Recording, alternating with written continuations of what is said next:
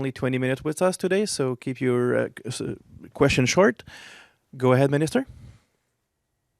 Bonjour tout le monde. En tant que membre fondateur de l'OTAN, le leadership du Canada est essentiel à un moment où le monde est plus dangereux et divisé que jamais.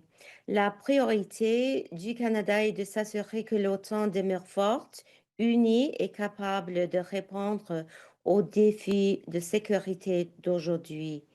This meeting that we had today of all NATO foreign ministers was an opportunity for Canada to reaffirm our commitment to securing the Arctic, to reaffirm our intention to meet the 2% of GDP target, to strengthen the eastern flank, and of course, to support Ukraine. In that vein, Canada stands firmly with Ukraine in the short and the long term. As you are aware, Canada has spent approximately $22 billion in multifaceted support for Ukraine. Today, I made two announcements relating to support for Ukraine. First, I announced that Canada, alongside several countries, Belgium, Luxembourg, Portugal, Slovenia, and Spain, will purchase a package of critical military capabilities under Pearl, which is the vehicle under which countries can purchase necessary supplies from the United States for Ukraine. Canada's contribution to this Pearl package is $200 million, bringing our overall contribution to over $890 million. Second, I announced that Canada is committing $35 million in security support for Ukraine through the NATO Comprehensive Assistance Package Fund. This brings Canada's contribution for the CAP, which is what it's called, to a total of $180 million. And that particular contribution is going to assist Ukraine with military resources such as fuel, medical supplies, communication services, winter gear, and more. In short, the progress today was very positive. Canada stood firmly with our allies here at NATO, and in particular in support of Ukraine. And I look forward to taking your questions. Je pourrais répondre à vos questions maintenant. Merci beaucoup. Merci, thank you. We will start with Valérie Gamache. Nous allons commencer avec Valérie Gamache. La parole est à vous. Bonjour, Madame Anand. Vous m'entendez bien? Oui, bien sûr. Tout d'abord, je voulais savoir si vous avez rencontré votre homologue américain, Marco Rubio. Si c'est le cas, quelle était l'issue de la discussion? Et sinon, qu'est-ce que vous allez lui dire, puisque je crois que vous devez vous rencontrer? Quelles sont vos attentes à cette rencontre-là? Merci pour cette question. Le secrétaire Rubio n'était pas ici pendant leur journée aujourd'hui. Nous étions ensemble dans la salle avec d'autres ministres des Affaires étrangères. Je vais parler avec mon homologue, le secrétaire Rubio, dans la semaine prochaine. Mais en même temps, les États-Unis étaient là dans la salle avec une autre représentant et on va continuer les conversations sur l'Ukraine, sur la défense collective et aussi sur l'Arctique avec mes homologues et aussi les États-Unis. Au sujet de l'Ukraine et le processus pour le prêt en Ukraine, je voudrais ajouter que le Canada est ici pour appuyer pas seulement le processus pour le paix, mais aussi pour l'Ukraine dans le processus. Les décisions nécessaires sur le paix et aussi pour l'Ukraine et la souveraineté de l'Ukraine sont très importants. Et la chose la plus importante pour le Canada est d'être là pour appuyer l'Ukraine dans le court et le long terme. Et l'Ukraine doit être à table pour ces décisions-là et nous continuons d'appuyer l'Ukraine dans le processus. Je voudrais finalement dire que le ministre des Affaires étrangères de l'Ukraine était ici pendant nos rencontres à midi. Donc, nous avons discuté le processus pour le paix et aussi l'appui pour l'Ukraine, pas seulement par le Canada, mais avec tout le monde à table.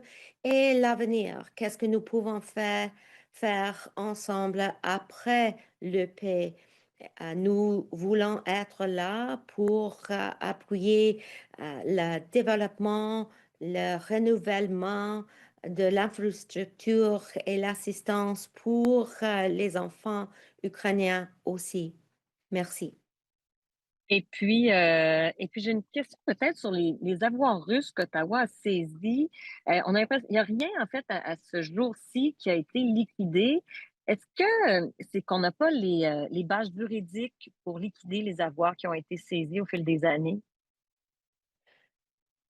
Je m'excuse, je ne comprends pas la question. C'est difficile un Oui, petit peu OK. pour moi de vous entendre. Est-ce que vous pouvez répéter la question? Oui, concernant les avoirs russes qui ont été saisis il y a de ça quelques mois déjà, rien n'a été liquidé encore. Est-ce qu'il y a une raison pour ça? Oui, merci pour cette question. Je comprends, c'est une question de matériel russe, je pense. Et qu'est-ce que nous allons faire avec ces assets comme ça, n'est-ce pas? Et premièrement, nous avons eu plusieurs conversations là-dessus avec les collègues ici. Et le Canada est fort, comme vous savez, sur les questions comme ça. On est allé servant les tribunaux, par exemple, et nous avons eu dans notre budget 2025 une provision pour arrêter le dépenser de l'intérêt sur les assets, les matériaux Mhm. russes. Euh, Aussi, peut-être, je pourrais ajouter qu'il n'y aurait nulle part où se cacher pour ceux qui appuient ou profitent de la guerre brutale d'agression menée par la Russie. Et avec nos alliés aujourd'hui, nous avons discuté, nous allons continuer de s'assurer que les actions de la Russie ne restent pas impunes. Et au G7, par exemple, avec mes homologues, quand nous étions à Niagara, j'ai annoncé que le Canada impose de nouvelles sanctions contre la Russie. Et maintenant, nous avons à peu près 4000 sanctions contre la Russie. Donc, peut-être je pourrais dire aussi que il y a un processus maintenant pour le paix. Mais en même temps, on doit continuer d'avoir les étapes et les mesures qui soulignaient que les actions russes dans l'invasion en Ukraine sont complètement inacceptables, injustifiables et illégales. Et le Canada va être fort avec l'aide 22 milliards de dollars, avec l'assistance pour les enfants ukrainiens, avec les sanctions et aussi, comme j'ai dit, avec l'appui nouveau chaque fois que nous pouvons le faire. Merci. Next question, Dylan Robertson, Canadian Press. Hi, Minister. Thanks for taking our questions. As you know, the European Union is charging fees to countries who are part of the SAFE agreement. The EU says that these are based on the expected benefits that each country will get. For Canada, the EU says that we need to pay roughly 10 million euros. For the UK, they're asking 6.5 billion euros. That's billions compared to the millions for us. A professor at UCAM, Justin Massey, is pointing out that Britain is paying 500 times more than Canada is. And he's saying that this should show that Canadians should temper their expectations on how much economic benefit we're actually going to get out of this deal because the starting figures are so small. I'm wondering if that's an accurate way of thinking about this. Well, let's take a step back and understand that we are, as a country, seeking to double non-US trade across sectors over the next 10 years. And that means diversifying our supply chains across the board. You have seen us put into place free trade agreements or initiate free trade negotiations with several countries, including Indonesia, the Philippines, India, and the list goes on. The work that we are doing across sectors and all over the world is to unlock billions of dollars for Canadian businesses and to ensure that we can grow our domestic economy so that we are never again 80% reliant on one particular economy. All 27 EU member states are increasing their defense investments. This is what we heard today. Everyone I spoke with was very excited to have Canadian companies be on the same footing as European companies in order to compete for procurement contracts here. Canadian manufacturers are going to have the opportunity, therefore, to build and to export Canadian-made technologies and capabilities. The world wants more Canada. I hear this everywhere I go, and the SAFE agreement brings Canada into the tent in a very positive way for the domestic Canadian economy, which we will continue to support and seek to grow. Thank you. And I'm wondering if you have any response to concerns that we're hearing from Oxfam and other aid groups about the feminist foreign policy. You've talked in the past about the benefit of having the woman peace and security ambassador, Jacqueline O'Neill, put into global affairs in a general capacity.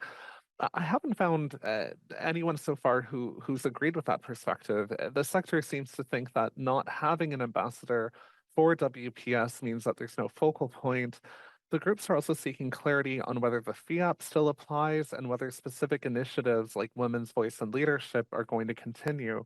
So I guess my question is, will we be getting more clarity on what funding allocations will continue? And what do you make of the criticism over Prime Minister Carney ending the WPS ambassadorship? I would like to, first of all, thank Jacqueline O'Neill for her work as the Ambassador for Women, Peace and Security. I was the Minister of National Defense during much of her tenure, and she is an excellent voice for gender equality and feminism writ large. The importance of those values cannot be understated. And we want to make sure that we continue to benefit from her expertise. And that is why she has a firm executive role within the Department of Global Affairs. I spoke with Jackie O'Neill, in fact, and what she is adamant about, and I agree with her, is that we continue to make progress on issues relating to feminism, to gender equality, to the ELSI initiative, and to women in peacekeeping roles, which Canada has and will continue to play a large part in supporting and participating in. Feminism is a core value of our government, and it is an important part of our foreign policy. I outlined many of our core values in my speech to the United Nations back in September. And as a woman myself, I will continue to underscore the importance of strong women leaders throughout Global Affairs Canada and throughout the government of Canada.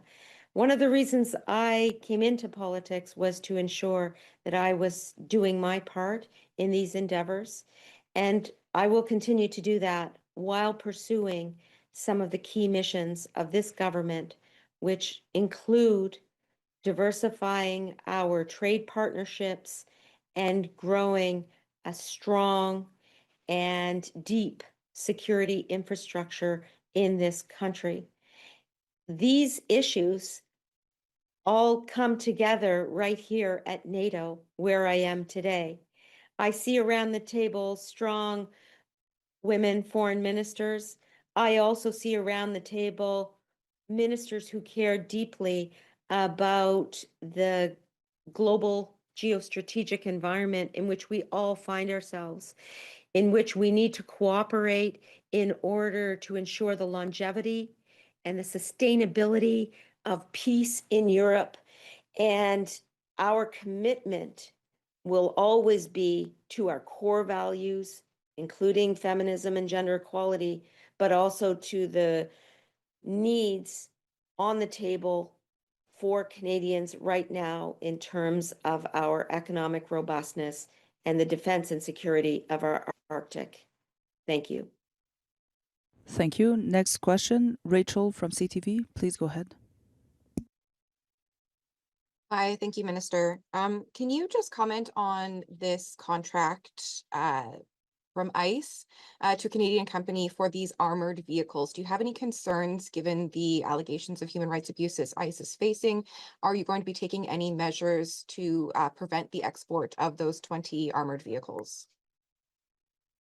So I will say that the United States and Canada have a very strong bilateral relationship. I have a very good working relationship with Secretary Rubio, who was here for the G7 foreign ministers meeting, for example. And the rule of law has a historical and deep presence in the Canada-US relationship and has for decades and decades. Even today, border issues and cooperation relating to the security of the 49th parallel have allowed deep cooperation between our countries. And I'll conclude by saying that Canada and the United States, and in particular, Secretary Rubio and I, have an open line of communication, and we will continue to correspond and communicate about multiple issues. We have not, as a government, been contacted regarding any permits for this transaction. Thank you. Just to clarify, do you have concerns with a Canadian company sending these armored vehicles to U.S. Immigration Customs Detainment officers to conduct their work? Is there something about this you're going to be following up with Rubio on?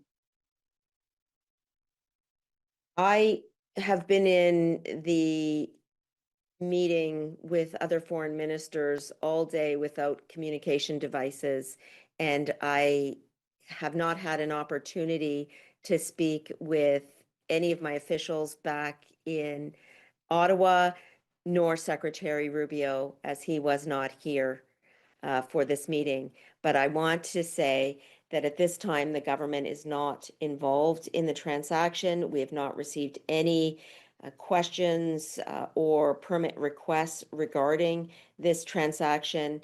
And I will continue to reiterate that Canada and the United States have a strong bilateral relationship with an open line of communication in which, if necessary, I will raise the issues with Secretary Rubio.